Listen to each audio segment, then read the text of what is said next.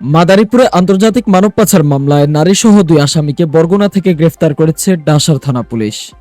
বৃহস্পতিবার দিবাগত রাতে বরগুনা জেলার আমতলী থানার পশ্চিম চিলা এলাকা থেকে মোহাম্মদ সালাম হাওলাদার ও সুমি বেগম নামে 2 মানব পাচারকারীকে গ্রেফতার করা হয়। পুলিশ জানায়, তারা আন্তর্জাতিক মানব পাচার চক্রের সদস্য। ভুক্তভোগী ইয়াসিন ও হেদায়েত মিয়াকে অবৈধভাবে ইতালি পাঠানোর নাম করে প্রতারণার মাধ্যমে 64 লাখ টাকা হাতিয়ে নেয় এই চক্রটি। প্রথমে জনপ্রতি 20 লাখ টাকা চুক্তি করে তারা ভিকটিমদের ইতালি পাঠানোর আশ্বাস দেয়। পরে লিবিয়ায় নিয়ে গেম দেওয়ার কথা বলে আরো 30 লাখ টাকা করে নেয়, কিন্তু প্রতিশ্রুতি মতো ইতালি না পাঠিয়ে লিবিয়ার মাফিয়া চক্রের কাছে বিক্রি করে দেয় ভুক্তভোগীদের।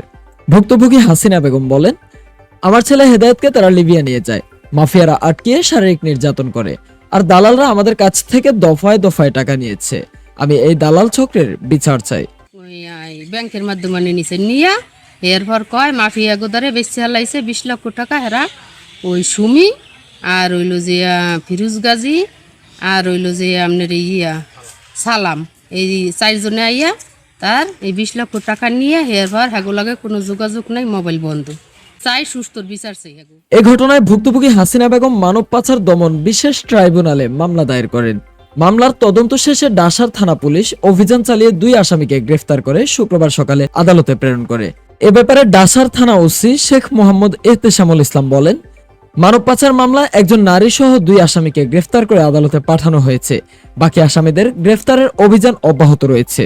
ডাসার থানা সূত্রে জানা যায়, মানব পাচারের মতো অপরাধে যুক্তদের বিরুদ্ধে জিরো টলারেন্স নীতিতে কাজ করছে পুলিশ।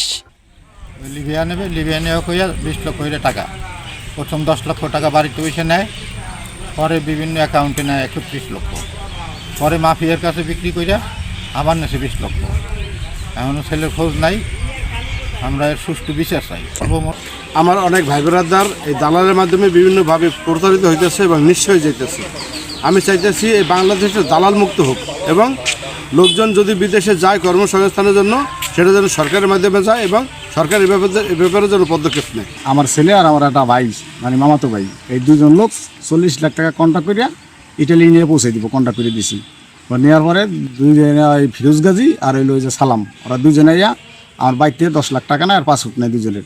নেওয়ার পরে প্রায় লিবিয়া ওরা পৌঁছে দেয়। পৌঁছানোর পরে দালাল বুঝে পৌঁছছে, এর বরাবর অ্যাকাউন্টে আমাকে টাকা বলতে 30 লাখ, এই 30 লাখ দিয়ে দিই, অ্যাকাউন্টে চেকে টাকা দিয়ে দিই। দেওয়ার পরে কয়দিন পরে শুনি আমার ছেলে আমার বেশি চালাইছে। মানে আমরা এই দালাল মুক্ত চাই, আমরা সূক্ষ্ম বিচার চাই, এর সূক্ষ্ম বিচার চাই। আমার ভাই বেড়াদের লিবিয়া পাঠাইছিলাম, লিবিয়ার থেকে 10 লক্ষ করে টাকা নিয়েছিল। নেওয়ার পরে জিম্মি করে পরে আবার 20 লাখ 22 লাখ করে এরকম নিছে বিক্রি করে। তারপরে দেওয়ার পরে ছাড়ে নাই, তারপরে ওরা আটকে নিয়ে আবার জিম্মি করে আবারও টাকা চাইছে। তারপরে আমরা আইনের আওতায় গেছি, যে মামলা করছি, মামলা করে তারা ধরাইছি। এখন মাফিয়া সুস্থ বিচার চাই আমরা।